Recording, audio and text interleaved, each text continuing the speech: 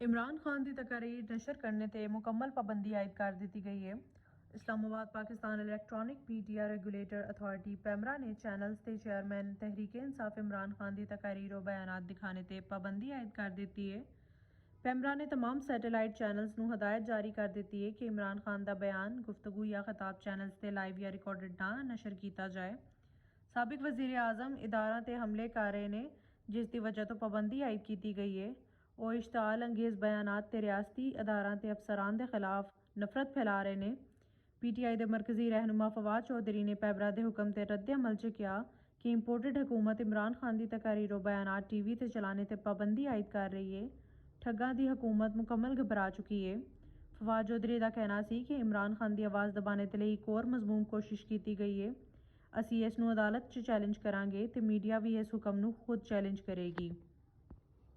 हुकूमत ने गुज़िश्ता साल अगस्त च चेयरमैन PTI के बराह रास्त तकारीर दिखने ते पाबंदी आयद की सी जिस च इमरान खान ने इस्लामाबाद हाई कोर्ट च चैलेंज किया सी।